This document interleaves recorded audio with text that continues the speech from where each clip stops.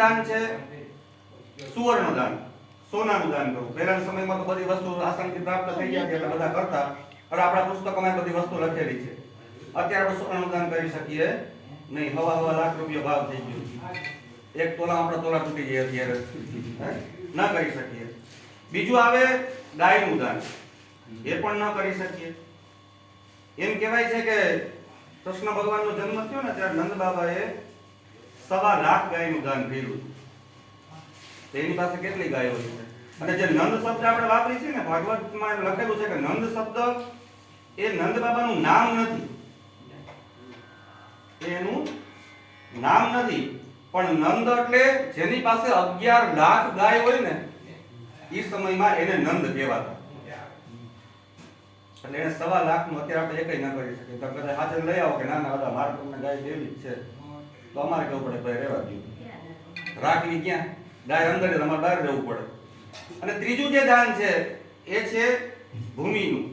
એ પણ આપણે અત્યારે કરી ન શકીએ. આપણે એક મકાન બનાવવા પર જિંદગીની કમાણી આખી લાગી જાય ત્યારે એક મકાન બને છે. પણ ચોથું જે દાન છે એ આપણે કરી શકીએ. એ શું છે? આપણી શક્તિ પ્રમાણે જે ઈશ્વરે આપણને આપ્યું છે એમાંથી આપણે કંઈક ભગવાનને અર્પણ કરીએ. ચાંદીની ગાય તો આપણે જો ભગવાન પાસે રાખેલી છે, પણ એ નિમિત્તે આપણે કંઈક દાનનો સંકલ્પ કરવાનો છે. 3 વખત વિષ્ણુ ભગવાનનું નામ લેજો બેન, હાથે લઈ જાઓ. ઓમ વિષ્ણવે નમઃ, ઓમ વિષ્ણવે નમઃ, ઓમ વિષ્ણવે નમઃ. મત્રા જન્મંગલે માસુતમ માસે પરમ પવિત્ર ઉત્તમ અને અમનના મુક્ષ માસુભે કૃષ્ણ પક્ષે એવમ દ્વિતીયાભ્યામ તીર્થો શુભમ મંદ શનિવાસરે અદ્ય દિને મમઃ બોલજો. હું બોલું એમ શૈલેષભાઈ તમારે બંને બોલતું જવાનું છે, બરોબર? કે મમ સર્વ પાપ ક્ષયાર્થે સર્વ કાર્ય સિદ્ધિયાર્થે મમ નૂતન ગૃહે સુખ શાંતિ સમૃદ્ધિ યશ વિજય કીર્તિ લાભાદિ પ્રાપ્તિ अर्थे यज्ञ अधिकार प्राप्ति अर्थे प्रायश्चित निमित्ते गौदान संकल्प सिद्धि अर्थ अहम करायिष्ये. बोलीने तोड़ना બંને જણા જરા જરા હાથમાં આપી દો.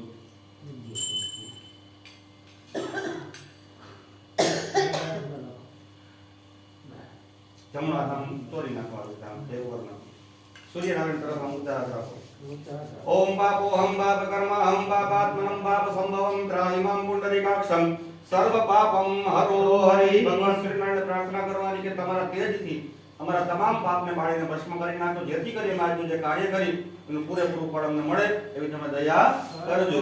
નમસ્કારમ નમસ્કરોમી. પગે લાગી અર્પણ કરજો. ભાઈ બધા અહીંયા પગે લાગી લેજો. જેટલા લોકો હાજર છો ને એટલે જે મૂકવું હોય કોઈ ફરજિયાત નથી, મૂકી કઈ પગે લાગી લેજો. ચાલો હાલો. અને તમારે નાવાનું બંને, બરોબર? તૈયાર છે તમારી રીતે.